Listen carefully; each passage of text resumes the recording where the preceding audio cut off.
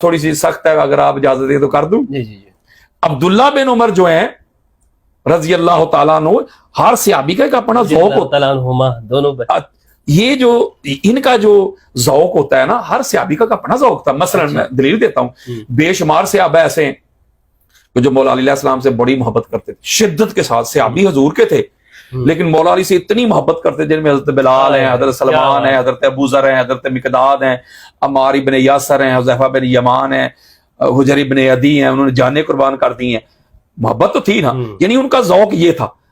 عبداللہ بن عمر کا معذرت کے ساتھ واللہ باللہ تاللہ، یہ اپنے سننے والوں کو کہہ رہا ہوں، میں حلفاً کہہ رہا ہوں، میرے دل میں، میرے وہم میں، گمان میں کسی صحابی کی رتی برابر بھی گستاخی کا شائبہ تک نہیں ہے. لیکن حالات وہ ہیں نا، نہ جانے کون مار دے کافر کہہ کے شہر کا شہر ہی مسلمان بنا پھرتا ہے.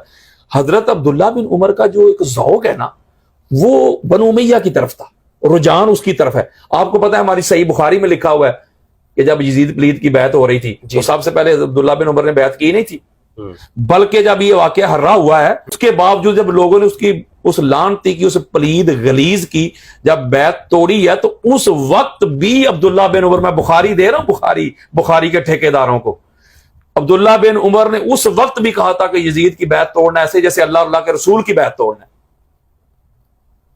ایک تو پھر ذوق ہے نا. آج کل کا ہمارا کیا ہے، ایک ٹرینڈ بنا ہوا ہے، جو جس کے دف کی بات کرے، جس کی طرف کی بات کرے، ہم کہتے ہیں وہ فلاں ہے، وہ فلاں ہے.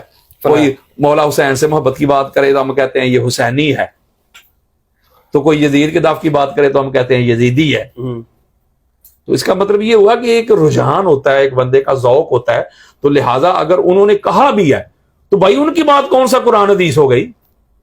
اگر ایک عبداللہ بن عمر یہ کہہ رہے ہیں، دوسرے صحابہ یہ کہہ رہے ہیں، تو وہ میری بات سنیں قبلہ، عبداللہ بن عمر کی بات جو ہے وہ ہمارے لیے کوئی قرآن حدیث بن گئی ہے کہ وہ کہا کرتے تھے؟ تو وہ تو صحابہ کی بات کر رہے ہیں. اگر کہا بھی کرتے تھے تو صحابہ کی بات کرتے. دیگر صحابہ مولا علی علیہ السلام کی افضلیت کے